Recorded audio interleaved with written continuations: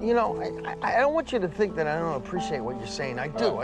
Not that you would necessarily be concerned with what I'm saying, because that's the ego telling you what to think, right? So you were listening? Yeah, I'm listening. I just think it's good to have a plan. Well, what's your plan? To be a successful filmmaker, to make a name for myself, to make money, to have a good relationship. So you're talking here about prosperity, you're talking about abundance, you're talking about happiness. I haven't have any problem with that. I've been attracting abundance and prosperity into my life forever. I think it's actually quite easy to do. I really believe in that. For you? Well, you know, the problem what you're talking about here is the ego.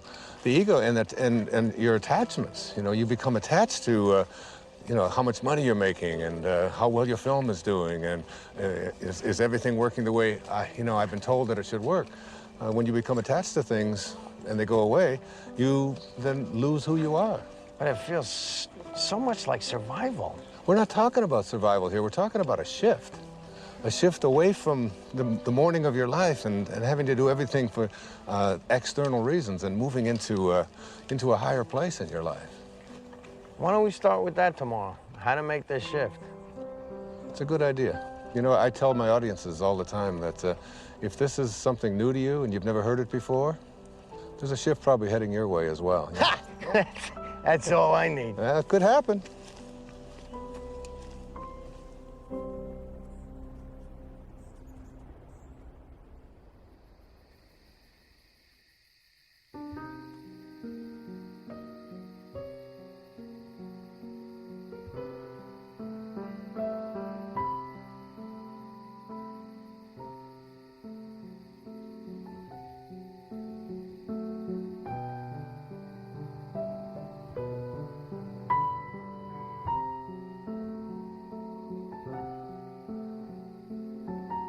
When great thinkers talk about union with God, there's this theme that comes through. It's about being in silence. When everyone else is asleep and there are no distractions, when you feel yourself alone with Source, this is the time when you are closest to Source. Being alone with Source is not just about feeling good, it's about a new awareness of my own divinity and what it's capable of achieving. It's all about returning back to the place that you came from. T.S. Eliot has a great quote, "We shall not cease from exploration, and the end of all our exploring will be to arrive where we started and know the place for the first time." I got a cut. Wayne, hold there for a minute. Hold there, Wayne, for a second. What is it? It's a bad angle. I gotta be lower. How long? 5 minutes. Wayne, take 5. Just hang there. We're readjusting the shot. Absolutely, no problem. You want some water, Dr. Dyer? No, thanks. I have an ocean here. Finish that test real quick. Hi, you've reached the office of Alex Chase at ICM. Please leave a message for Alex or Jason at the tone. Thanks. Alex, it's David. Call me back when you get this. I'm getting a little antsy. I think we should have heard by now. What did the executive say? Do you know anything? And why haven't I had a meeting yet? See the difference? Yeah, call me back. I'd appreciate it. Ooh. Wayne Dyer interviews day 2. Rolling. Okay, we'll start with the transition from ambition to meaning. Great, it's a good idea. I can give you an example from my own life. It might be helpful. When I first started writing, I was very blessed to be considered, quote, successful. My motivation very often became how much money was I going to make on this book? What was my next contract going to look like? How many weeks did it appear on the New York Times bestseller list? What position was it? Did you get on The Tonight Show? Did you get on The Donahue Show? Hold on, I'm confused. Yeah? Yeah, if you were a success, who cares what was motivating you?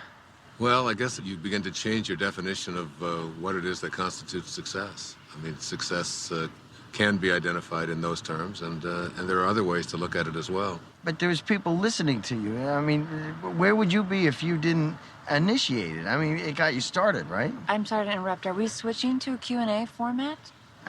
I'm just curious. Sorry. No, that's okay. It's a very normal question. It's a very common concern that people have.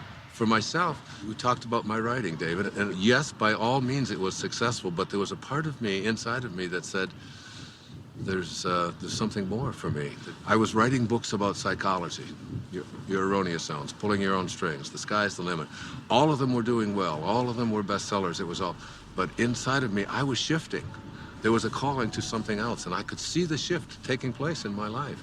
And the shift was, it was more in the direction of spirituality. It was more in the direction of higher consciousness. I began to become excited and thrilled by reading people like Krishnamurti, by reading people like Muktananda.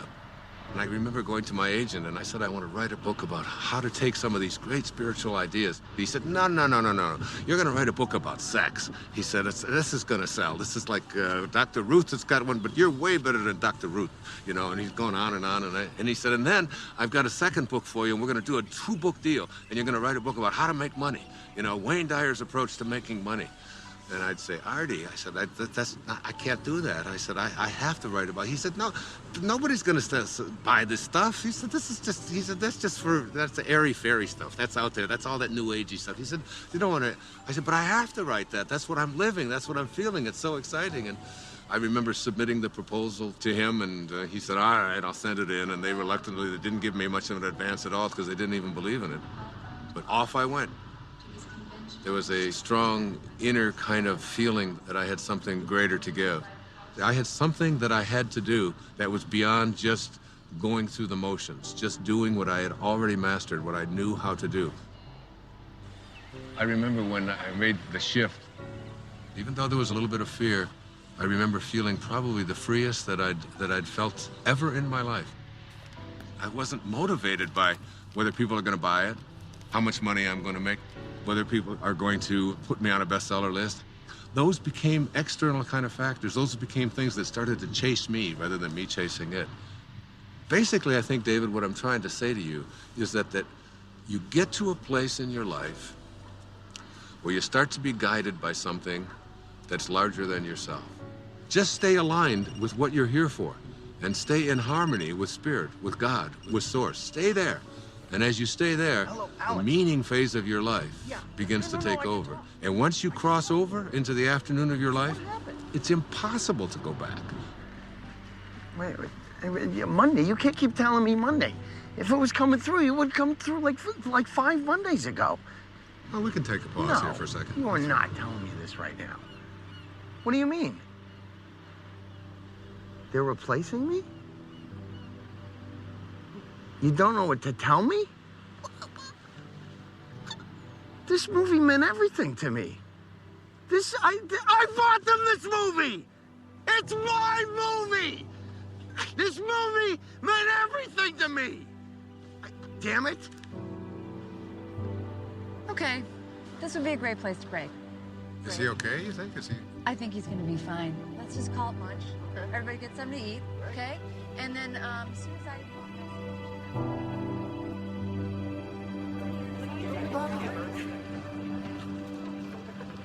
Lunch is 1/2 hour. If anybody is interested in the Marin County project, please engage. Hey, you up for a late game of golf? Oh, absolutely. Okay, I'll reserve it. Thanks.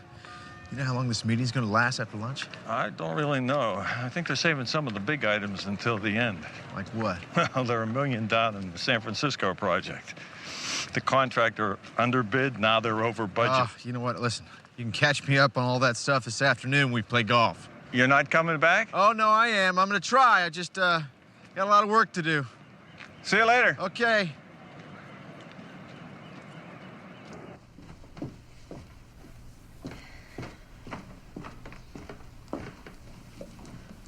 Good book? Not bad. I'm sort of a slow reader, but it's being patient with me. You said you worked for my husband? A long time ago. I don't think he remembers me. Oh, I think he remembers you.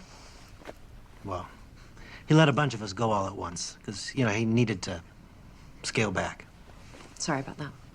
Hey, it's okay, truly. It's one of the best things that ever happened to me. I needed to try some different things, pursue some other avenues. Like your music?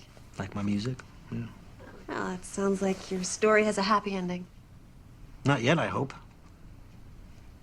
No, Don't rush me now. No, that's not what I meant. I meant you seem happy.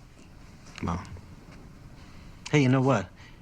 You and Chad ought to come to this party that we're playing at tonight. Oh, thanks anyway. Yeah, come on. It's supposed to be a continuous celebration of love. Isn't that what she called it? Oh, yes, I think she did. Okay, so you guys have to be there to help us continuously celebrate. I can't crash a party. I just invited you. You can't invite us. Too late. Sorry. Happened. No. Thanks, though. I'll see you around. Okay. Wear something comfortable.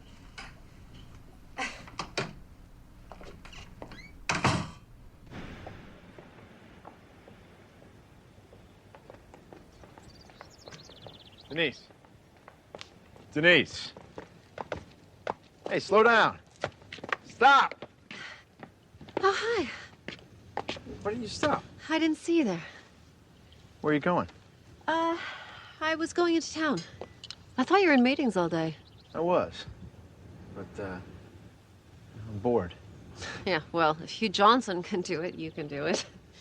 No, I'm not cut out for this non-profit thing. So. Oh, Chad, you just gotta fake it. No, I'm coming with you. What? I said I'm coming into town with you. Honey, I love you, but I don't enjoy shopping with you. I need some me time. I thought we were supposed to spend time together. Right? Look, Denise, I'm not kidding. I cannot take another meeting. I'm coming with you. Whatever.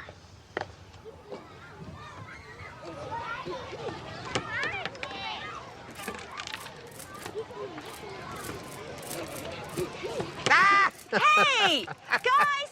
Stop it! Take it over there or you're gonna lose the water guns.